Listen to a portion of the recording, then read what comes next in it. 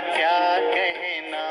ओम शांति। 30/1/25 मधुर महावाक्य। मिठे बाबा कहे, मिठे बच्चे यही पुराणा दुनिया रे किछि भी मूल्यवान नुहे, से तुम मानू यही दुनिया सहित मन लगाइबार नहीं। जदि बाबा को भूलीजीव तेबे दंड भोग करने को पड़िबो। प्रश्न, बाबांकर मुख्य निर्देश कौन, तार उल्लंघन काहेकि हेउची? उत्तर, बाबा निर्देश देउछंती काहाठारु सेवा निया नहीं, काहेकि ना तुमे निजे सेवक अट, किंतु देहाभिमान थिबा कारणरू पिला माने बाबांकर ए निर्देश को उल्लंघन करुछंती। बाबा कहउछंती तुमे जदि एठारे सुख भोग करिवो तेबे सेठिकार सुख कम होइजिवो। केतेक संतान कहउछंती आमे स्वाधीन रहिबु, किंतु तुमे समस्ते बाबांक ऊपर निर्भर करुछ।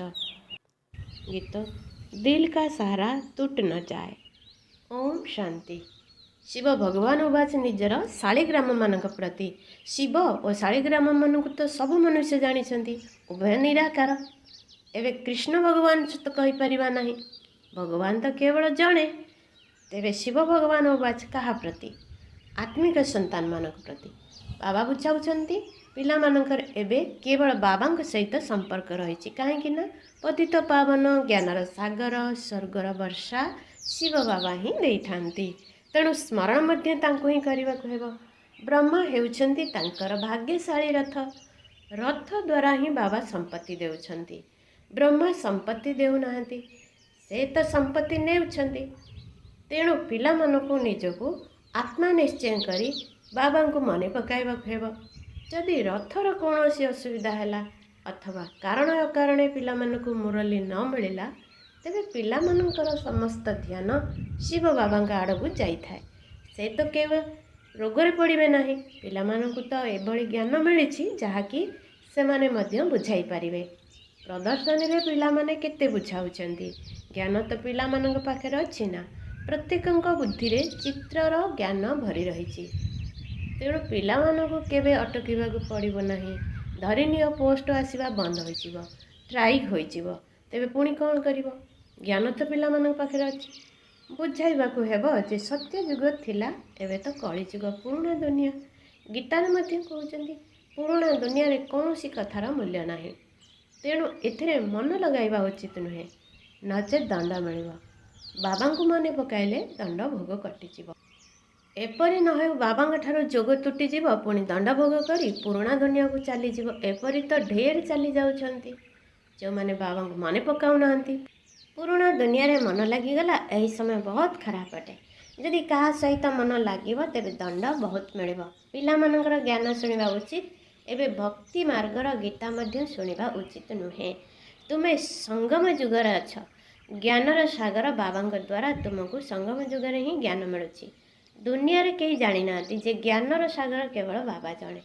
सी जितेबले ज्ञान देउछंती सेतेबले मनुष्य मानकर सद्गति हेउछि। सद्गति दाता जणे ही अटंती। तेणु तांका मत को पालन करबाकू हेबो। किंतु माया काहाकू भी छाड़ू नाही। देहाभिमान आसीबा द्वारा ही कौनसी न कौनसी भूल होइथाय। कई आंशिक काम विकार वशवर्ती होइथांती, तो कई क्रोधर वशवर्ती होइथांती। मन रे बहुत तोफान आसीथाय। प्रेम करिबु, एपरी करिबु, तुमको कहार शरीर प्रति मन लगाइबा उचित नुहे। बाबा कहउछंती निजको आत्मा माने कर, तेबे शरीरर अभिमान रहिबो नाही। नचेत बाबांक आज्ञार उल्लंघन होई जाउछि। देहंकार द्वारा बहुत क्षति होइथाय। सेथिपाई देह सहित देहर संबंध को भूलिबाकू हेबो। केवल बाबा और घर को मने पकाइबाकू पड़िबो। आत्मा मानकू बाबा बुझाउछंती शरीर द्वारा काम करी मते मने पकाओ, तेबे विकर्म भस्म होइजिवो। रास्ता तो बहुत सहज। ब्रह्मा बाबा मध्य जानुछंती जे तुम द्वारा बहुत भूल होउछि, किंतु एपरी न हो भूल रे बांधी होइजिवो। गोटे थर भूल हैला, सेई भूल पुनर्बार करबा उचित नुहे। निजर कान धरी भूल को स्वीकार करबा उचित, जेपरी सेई भूल आउ केबे न हो। एई भली पुरुषार्थ करबा उचित। जदि बारंबार भूल होउछि तेबे बुझी जिबा दरकार आमर बहुत क्षति हेबो। भूल करी एते दुर्गति होइछि ना, केते बड़ सीढ़ीरु तळकू खसी खसी होई जाइछ। आगरु तो एई ज्ञान नथिला, एबे पुरुषार्थर क्रम अनुसार ज्ञान रे समस्ते प्रवीण होई गलेनी। ଏବେ ଯେତେ ଦୂର ସମ୍ଭବ ଅନ୍ତର୍ମୁଖ ହୋଇ ରହିବାକୁ ହେବ। ମୁଖରେ କିଛି ବି କହିବା ଉଚିତ ନୁହେଁ। ଯେଉଁମାନେ ଜ୍ଞାନରେ ପ୍ରବୀଣ ସେମାନେ କେବେ ପୁରୁଣା ଦୁନିଆରେ ମନ ଲଗାଇବେ ନାହିଁ। ତାଙ୍କର ବୁଦ୍ଧି ରହିବ ଆମେ ତ ରାବଣ ରାଜ୍ୟରେ ବିନାଶ କରିବାକୁ ଚାହୁଁଛେ। ଏହି ଶରୀର ମଧ୍ୟ ପୁରୁଣା ରାବଣ ସମ୍ପ୍ରଦାୟର। ତେବେ ଆମେ ରାବଣ ସମ୍ପ୍ରଦାୟକୁ କାହିଁକି ମନେ ପକାଇବୁ? ଏକମାତ୍ର ରାମଙ୍କୁ ମନେ ପକାଅ, ସଚ୍ଚା ପିତାବ୍ରତା ହୁଅ। ବାବା କହୁଛନ୍ତି ସର୍ବଦା ମୋତେ ସ୍ମରଣ କରୁଥାଅ, ତେବେ ତୁମର ବିକ୍ରମ ବିନାଶ ହୋଇଯିବ। ତୁମମାନଙ୍କୁ ପିତାବ୍ରତା ଅଥବା ଭଗବାନ ବ୍ରତା ହେବା ଦରକାର। ଭକ୍ତ ଭଗବାନଙ୍କୁ ହିଁ ମନେ ପକାଇଥାନ୍ତି ଯେ ଭଗବାନ ଆସି ଆମକୁ ସୁଖ ଶାନ୍ତିର ବର୍ଷା ଦିଅ। ଭକ୍ତି ମାର୍ଗରେ ତ ଭଗବାନଙ୍କ ଉପରେ ଆତ୍ମା ଆହୁତି ଦେଇଥାନ୍ତି, ବଳି ଚଢ଼ିଥାନ୍ତି। କିନ୍ତୁ ଏଠାରେ ବଳି ଚଢ଼ିବାର କଥା ନାହିଁ। ଆମେ ତ ଜୀବଦଶାରୁ ମରିଯାଉଛୁ ଅର୍ଥାତ୍ ବଳି ଚଢ଼ୁଛୁ। ଏହାକୁ କୁହାଯାଉଛି ବଞ୍ଚି ଥାଉ ଥାଉ ବାବାଙ୍କର ହେବା। କାହିଁକି ନା ତାଙ୍କଠାରୁ ବର୍ଷା ନେବାକୁ ହେବ। ତେଣୁ ତାଙ୍କ ମତରେ ଚାଲିବାକୁ ପଡ଼ିବ। ବଞ୍ଚି ଥାଉ ଥାଉ ବଳି ଚଢ଼ିବା, ସମର୍ପଣ ହେବା ବାସ୍ତବରେ ବର୍ତ୍ତମାନର କଥା। ଭକ୍ତି ମାର୍ଗରେ ସେମାନେ ପୁଣି କେତେ ଜୀବଘାତ ଆଦି କରୁଛନ୍ତି। ଏଠାରେ ଜୀବଘାତର କଥା ହିଁ ନାହିଁ। ବାବା କହୁଛନ୍ତି ନିଜକୁ ଆତ୍ମା ଭାବ, ବାବାଙ୍କ ସହିତ ଯୋଗ ଲଗାଅ। ଦେହ ଅଭିମାନୀ ହୁଅ ନାହିଁ। ଉଠିବା ବସିବା ସମୟରେ ମଧ୍ୟ ବାବାଙ୍କୁ ମନେ ପକାଇବାର ପୁରୁଷାର୍ଥ କରିବାକୁ ହେବ। 100% ପାସ୍ ତ କେହି ହୋଇନାହାନ୍ତି। ଅବସ୍ଥା ତଳ ଉପର ହେଉଛି, ଭୁଲ ହୋଇଯାଉଛି। ଯଦି ସେଥିପ୍ରତି ସାବଧାନୀ ନ ମିଳିବ ତେବେ ଭୁଲକୁ ସୁଧାରିବ କିପରି? ମାୟା କାହାକୁ ମଧ୍ୟ ଛାଡ଼ୁନାହିଁ। କହୁଛନ୍ତି ବାବା ଆମେ ମାୟାଠାରୁ ହାରି ଯାଉଛୁ, ପୁରୁଷାର୍ଥ କରୁଛୁ କିନ୍ତୁ ଜାଣିପାରୁନାହୁଁ କ'ଣ ହୋଇଯାଉଛି। ଆମ ଦ୍ୱାରା ଏତେ ବଡ଼ ଭୁଲ କିପରି ହୋଇଯାଉଛି। ଜାଣୁଛୁ ମଧ୍ୟ ଏହାଦ୍ୱାରା ବ୍ରାହ୍ମଣ ପରିବାରରେ ଆମର ନାମ ବଦନାମ ହେଉଛି। ତଥାପି ମଧ୍ୟ ମାୟାର ଏପରି ଆକ୍ରମଣ ହେଉଛି ଯାହାକି ବୁଝିପାରୁନାହୁଁ। ଦେହ ଅଭିମାନରେ ଆସିବା ଦ୍ୱାରା ଯେପରି ଅଜ୍ଞାନୀ ହୋଇଯାଉଛୁ। ଅଜ୍ଞାନତାର କାମ କଲେ ନିନ୍ଦା ମଧ୍ୟ ହୁଏ, ସମ୍ପତ୍ତି ମଧ୍ୟ କମ୍ ହୋଇଯାଏ। ଏହିପରି ବହୁତ ଭୁଲ କରିଥାନ୍ତି। ମାୟା ଏପରି ଜୋରରେ ଚାପୁଡ଼ା ଲଗାଇଦିଏ ଯେ ନିଜେ ତ ହାରିଯାଆନ୍ତି, ପୁଣି କ୍ରୋଧରେ ଆସି କାହାକୁ ଚାପୁଡ଼ା ଅଥବା ଜୋତା ଆଦି ମାରି ଦିଅନ୍ତି, ପୁଣି ପଶ୍ଚାତାପ କରନ୍ତି। ବାବା ମଧ୍ୟ କହୁଛନ୍ତି ଏବେ ତ ବହୁତ ମେହନତ କରିବାକୁ ପଡ଼ିବ। ନିଜର କ୍ଷତି କରିବା ସହିତ ଅନ୍ୟମାନଙ୍କର ମଧ୍ୟ କ୍ଷତି କରିଛ। ତେଣୁ କେତେ କ୍ଷତି ହୋଇଗଲା, ରାହୁର ଗ୍ରହଣ ଲାଗିଗଲା। ବର୍ତ୍ତମାନ ବାବା କହୁଛନ୍ତି ଏହି ବିକାର ଗୁଡ଼ିକୁ ଦାନ କରିଦିଅ, ତେବେ ଗ୍ରହଣ ଛାଡ଼ିଯିବ। ରାହୁର ଗ୍ରହଣ ଲାଗିଗଲେ ପୁଣି ଛାଡ଼ିବା ପାଇଁ ସମୟ ଲାଗିଥାଏ। ସିଡ଼ି ଚଢ଼ି ପୁଣି ଓହ୍ଲାଇବାକୁ ମୁସ୍କିଲ ହୋଇଥାଏ। ମନୁଷ୍ୟମାନଙ୍କର ମଦ୍ୟପାନର ଅଭ୍ୟାସ ପଡ଼ିଗଲେ ତାକୁ ପୁଣି ଛାଡ଼ିବା କେତେ ମୁସ୍କିଲ ହୋଇଥାଏ। ସବୁଠାରୁ ବଡ଼ ଭୁଲ ହେଲା କଳାମୁହଁ କରିବା ଅର୍ଥାତ୍ ବିକାରଗ୍ରସ୍ତ ହେବା। ବାରମ୍ବାର କେବଳ ଶରୀର ମନ ପଡ଼ିଥାଏ। ପୁଣି ପିଲା ହେଲା ପରେ ତାଙ୍କ କଥା ମନେ ପଡ଼େ। ସେ ପୁଣି ଅନ୍ୟମାନଙ୍କୁ କ'ଣ ଜ୍ଞାନ ଦେବେ? ତାଙ୍କ କଥା କେହି ମଧ୍ୟ ଶୁଣିବେ ନାହିଁ। ଆମେ ତ ବର୍ତ୍ତମାନ ସମସ୍ତଙ୍କୁ ଭୁଲିବା ପାଇଁ ଚେଷ୍ଟା କରୁଛୁ ଏବଂ ଜଣକୁ ମନେ ପକାଉଛୁ, କିନ୍ତୁ ଏଥିପ୍ରତି ବହୁତ ଧ୍ୟାନ ଦେବାକୁ ପଡ଼ିବ। ମାୟା ବହୁତ ତୀକ୍ଷ୍ଣ ଅଟେ। ସେଥିପାଇଁ ସାରା ଦିନ ଶିବ ବାବାଙ୍କୁ ମନେ ପକାଇବା ମଧ୍ୟ ଖ୍ୟାଲ ରହିବା ଉଚିତ। ଏବେ ନାଟକ ଶେଷ ହେବାକୁ ଯାଉଛି, ଆମକୁ ତ ଘରକୁ ଯିବାକୁ ହେବ। ଏହି ଶରୀର ମଧ୍ୟ ତ ଶେଷ ହୋଇଯିବ ନା। ତେବେ ଯେତେ ବାବାଙ୍କୁ ସ୍ମରଣ କରିବ ସେତେ ଦେହ ଅଭିମାନ ତୁଟିଯିବ। କାହା କଥା ମଧ୍ୟ ମନେ ପଡ଼ିବ ନାହିଁ। ଏହା କେତେ ବଡ଼ ଲକ୍ଷ୍ୟ। ଏକମାତ୍ର ବାବାଙ୍କ ବିନା ଆଉ କାହା ସହିତ ମନେ ଲଗାଇବା ଉଚିତ ନୁହେଁ, ନଚେତ୍ ସେ ନିଶ୍ଚିନ୍ତ ସ୍ମୃତିରେ ଆସିବେ ଏବଂ ତୁମର ନିଶ୍ଚିନ୍ତ କ୍ଷତି ହେବ। ଏହା ବହୁତ ଉଚ୍ଚ ଲକ୍ଷ୍ୟ ଅଟେ। କହିବା ତ ବହୁତ ସହଜ। ଲକ୍ଷ ଲକ୍ଷ ଆତ୍ମାଙ୍କ ମଧ୍ୟରୁ କେହି ଜଣେ ଜଣେ ଆତ୍ମା ବାହାରୁଛନ୍ତି। କେହି କେହି ବୃତ୍ତି ମଧ୍ୟ ନେଇଥାନ୍ତି ନା। ଯିଏ ଭଲ ଭାବରେ ପରିଶ୍ରମ କରିବେ ନିଶ୍ଚିନ୍ତ ବୃତ୍ତି ନେବେ। ସାକ୍ଷୀ ହୋଇ ଦେଖିବାକୁ ହେବ କିପରି ସେବା କରୁଛି। ଅନେକ ସନ୍ତାନ ଚାହୁଁଛନ୍ତି ଶାରୀରିକ ସେବାକୁ ଛାଡ଼ି ଏଥିରେ ଲାଗିଯିବୁ, କିନ୍ତୁ ବାବା ପରିସ୍ଥିତିକୁ ମଧ୍ୟ ଦେଖୁଛନ୍ତି ନା। ଏକା ଅଛନ୍ତି, କୌଣସି ମିତ୍ର ସମ୍ବନ୍ଧୀ ନାହାନ୍ତି, ତେବେ କୌଣସି ଦୁବିଧା ନାହିଁ। ତଥାପି ମଧ୍ୟ କହୁଛନ୍ତି ଚାକିରି ମଧ୍ୟ କର ଏବଂ ଏହି ସେବା ମଧ୍ୟ କର। ଚାକିରି କ୍ଷେତ୍ରରେ ମଧ୍ୟ ଅନେକଙ୍କ ସହିତ ସାକ୍ଷାତ ହୋଇଥାଏ। ତୁମମାନଙ୍କୁ ଜ୍ଞାନ ତ ବହୁତ ମିଳିଛି। ପିଲାମାନଙ୍କ ଦ୍ୱାରା ବାବା ମଧ୍ୟ ବହୁତ ସେବା କରାଉଛନ୍ତି। କାହାର ଶରୀରରେ ପ୍ରବେଶ କରି ମଧ୍ୟ ବାବା ସେବା କରାଇଥାନ୍ତି। ସେବା ତ କରିବାକୁ ହିଁ ହେବ। ଯାହାଙ୍କ ମୁଣ୍ଡରେ ଦାୟିତ୍ୱ ଥାଏ ସେ କିପରି ଶୋଇପାରିବେ? ଶିବ ବାବା ଜାଗ୍ରତ ଜ୍ୟୋତି ଅଟନ୍ତି। ବାବା କହୁଛନ୍ତି ମୁଁ ତ ଦିନ ରାତି ସେବା କରୁଛି, ଶରୀର ଥକିଯାଏ। ତେବେ ପୁଣି ଆତ୍ମା ମଧ୍ୟ କ'ଣ କରିବ? ଶରୀର କାମ କରୁନାହିଁ। ବାବା ତ ଜାଗ୍ରତ ଅର୍ଥ ଅଟନ୍ତି ନା। ସେ ହେଉଛନ୍ତି ଜାଗ୍ରତ ଜ୍ୟୋତି, ସାରା ଦୁନିଆକୁ ଜାଗ୍ରତ କରୁଛନ୍ତି। ତାଙ୍କର ପାଠ ହିଁ ବିଚିତ୍ର, ଯାହାକୁ ତୁମ ପିଲାମାନଙ୍କ ଭିତରେ ମଧ୍ୟ ବହୁତ କମ୍ ଜାଣିଛନ୍ତି। ବାବା କାଳର କାଳ ଅଟନ୍ତି। ତାଙ୍କ ଆଜ୍ଞା ନ ମାନିଲେ ଧର୍ମରାଜଙ୍କ ଠାରୁ ଠେଙ୍ଗା ମାଡ଼ ଖାଇବ। ବାବାଙ୍କର ମୁଖ୍ୟ ନିର୍ଦ୍ଦେଶ ହେଉଛି କାହାଠାରୁ ସେବା ନିଅ ନାହିଁ, କିନ୍ତୁ ଦେହ ଅଭିମାନରେ ଆସି ବାବାଙ୍କ ଆଜ୍ଞାର ଉଲ୍ଲଂଘନ କରୁଛନ୍ତି। ବାବା କହୁଛନ୍ତି ତୁମେ ନିଜେ ସେବକ ଅଟ। ଯଦି ଏଠାରେ ସୁଖ ଭୋଗ କରିବ ତେବେ ସେଠାରେ କମ୍ ହୋଇଯିବ। ଅଭ୍ୟାସ ହୋଇଗଲେ ପୁଣି ସେବକ ବିନା ରହିପାରିବେ ନାହିଁ। ଅନେକ କହୁଛନ୍ତି ଆମେ ସ୍ୱାଧୀନ ରହିବୁ, କିନ୍ତୁ ବାବା କହୁଛନ୍ତି ନିର୍ଭରଶୀଳ ହେବା ଭଲ। ଏବେ ତୁମେ ସମସ୍ତେ ବାବାଙ୍କ ଉପରେ ନିର୍ଭର କରୁଛ। ଯଦି ସ୍ୱାଧୀନ ରହିଲେ ତଳକୁ ଖସି ଯାଇଥାନ୍ତି। ତୁମେ ସମସ୍ତେ ମଧ୍ୟ ଶିବ ବାବାଙ୍କ ଉପରେ ନିର୍ଭର କରୁଛ। ସାରା ଦୁନିଆ ତାଙ୍କ ଉପରେ ନିର୍ଭର କରୁଛି। ସେଥିପାଇଁ ତ କହୁଛନ୍ତି ହେ ପତିତ ପାବନ ଆସ, ତାଙ୍କ ଠାରୁ ହିଁ ସୁଖ ଶାନ୍ତି ମିଳୁଛି। କିନ୍ତୁ ଏକଥା କେହି ତ ବୁଝୁନାହାନ୍ତି। ଏହି ଭକ୍ତି ମାର୍ଗର ସମୟକୁ ମଧ୍ୟ ଅତିକ୍ରମ କରିବାକୁ ହେବ। ରାତ୍ରି ପୁରା ହେଲେ ବାବା ଆସୁଛନ୍ତି। ଏଥିରେ ଗୋଟିଏ ସେକେଣ୍ଡର ମଧ୍ୟ ଫରକ ପଡ଼ିବ ନାହିଁ। ବାବା କହୁଛନ୍ତି ମୁଁ ଏହି ଡ୍ରାମାକୁ ଜାଣିଛି। ଡ୍ରାମାର ଆଦି ମଧ୍ୟ ଅନ୍ତ ଆଉ କେହି ଜାଣିନାହାନ୍ତି।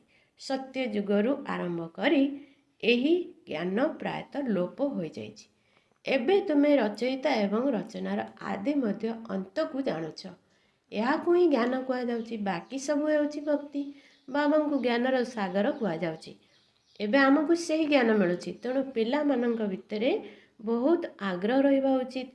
ପରନ୍ତୁ ଏକଥା ମଧ୍ୟ ବୁଝୁଛନ୍ତି ଯେ ରାଜଧାନୀ ସ୍ଥାପନା ହେଉଛି, କେହି ତ ପ୍ରଜାରେ ମଧ୍ୟ ସାଧାରଣ ଚାକର ବାକର ହେବେ। ସେଥିପାଇଁ ଟିକିଏ ହେଲେ ମଧ୍ୟ ଜ୍ଞାନ ବୁଝିପାରୁନାହାନ୍ତି। ଏହା ମଧ୍ୟ ଆଶ୍ଚର୍ଯ୍ୟ ଅଟେ। ଜ୍ଞାନ ତ ବହୁତ ସହଜ। 84 ଜନ୍ମର ଚକ୍ର ଏବେ ପୁରା ହେବାକୁ ଯାଉଛି। ଏବେ ନିଜ ଘରକୁ ଯିବାକୁ ହେବ। ଆମେ ଡ୍ରାମାର ମୁଖ୍ୟ ଅଭିନେତା ଅଟୁ। ଏବେ ଆମେ ସାରା ଡ୍ରାମାକୁ ଜାଣିସାରିଛୁ। ସାରା ଡ୍ରାମାରେ ଆମେ ହିଁ ହିରୋ ହିରୋଇନ ପାର୍ଟଧାରୀ ଅଟୁ। ଏହା କେତେ ସହଜ। କିନ୍ତୁ ଯଦି ଭାଗ୍ୟରେ ନାହିଁ ତେବେ ପୁରୁଷାର୍ଥ ମଧ୍ୟ କରିବେ ନାହିଁ। ପାଠପଢ଼ାରେ ଏପରି ହୋଇଥାଏ, କେହି ପୁଣି ଫେଲ୍ ହୋଇଯାଇଥାନ୍ତି। ଏହା କେତେ ବଡ଼ ବିଦ୍ୟାଳୟ। ରାଜଧାନୀ ସ୍ଥାପନା ହେବାକୁ ଯାଉଛି। ଏବେ ଯିଏ ଯେତେ ପଢ଼ିପାରିବ ସନ୍ତାନମାନେ ଜାଣିପାରିବେ ଯେ ଆମେ କି ପଦ ପାଇବୁ। କେତେ ଢେର ସନ୍ତାନ ଅଛନ୍ତି, ସମସ୍ତେ ତ ଉତ୍ତରାଧିକାରୀ ହେବେ ନାହିଁ।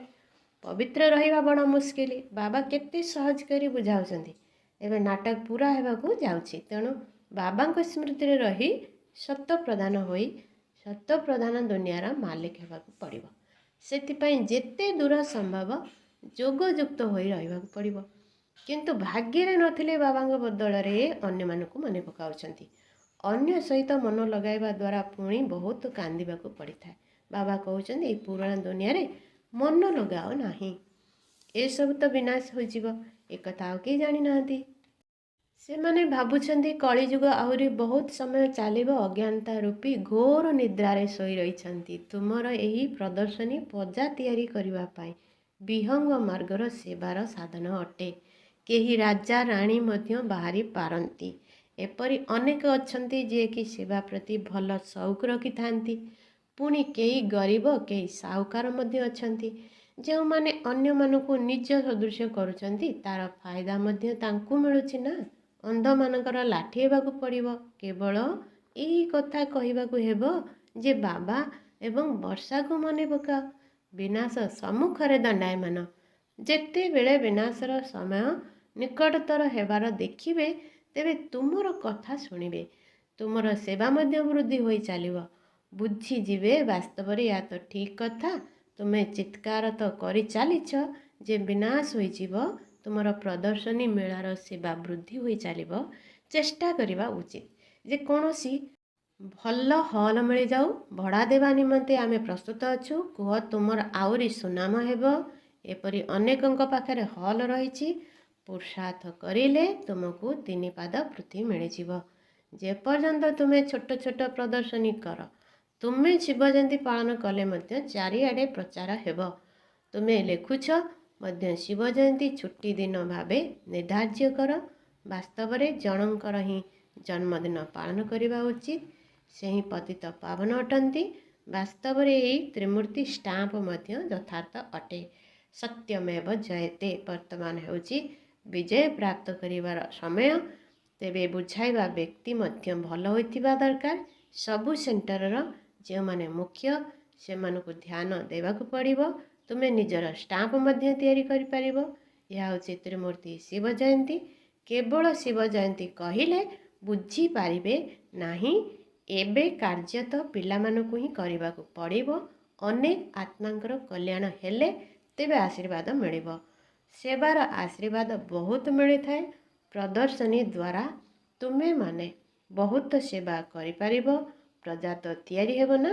ବାବା ଦେଖୁଛନ୍ତି କେଉଁ ପିଲାମାନଙ୍କର ସେବା ପ୍ରତି ଧ୍ୟାନ ରହୁଛି ସେଇମାନେ ହିଁ ବାବାଙ୍କ ହୃଦୟରେ ସ୍ଥାନ ପାଇପାରିବେ। ଆଚ୍ଛା, ମିଠେ ମିଠେ ଶିଖିଲା ଦେ ସନ୍ତାନମାନଙ୍କ ପ୍ରତି ମାତା ପିତା ବାପ ଦାଦାଙ୍କର ମଧୁର ସ୍ନେହ ସମ୍ପନ୍ନ ଶୁଭେଚ୍ଛା ଏବଂ ସୁପ୍ରଭାତ। ଆତ୍ମିକ ପିତାଙ୍କର ଆତ୍ମିକ ସନ୍ତାନମାନଙ୍କୁ ନମସ୍ତେ। ଆତ୍ମିକ ସନ୍ତାନମାନଙ୍କର ଆତ୍ମିକ ମାତା ପିତାଙ୍କୁ ନମସ୍ତେ ନମସ୍ତେ ନମସ୍ତେ। ଧାରଣା ପାଇଁ ମୁଖ୍ୟ ସାର 1। ଯଦି କେତେବେଳେ କୌଣସି ଭୁଲ ହୋଇଗଲା ତେବେ ସେହି ସମୟରେ ନିଜର କାନ ଧରିବା ଉଚିତ। ଦ୍ୱିତୀୟ ଥର ସେହି ଭୁଲ ନ ହେଉ।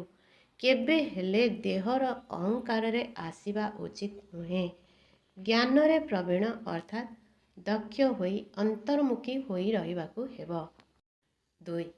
ସଚ୍ଚା ପିତା ବ୍ରତା ହୋଇ ବଞ୍ଚି ଥାଉ ଥାଉ ବଳି ଚଢ଼ିବାକୁ ହେବ ଅର୍ଥାତ୍ ସ୍ୱାହା ହେବାକୁ ପଡ଼ିବ। କାହା ସହିତ ମନ ଲଗାଇବାର ନାହିଁ କିମ୍ବା କୌଣସି ପ୍ରକାରର ବୁଦ୍ଧିହୀନ କାମ କରିବାର ନାହିଁ।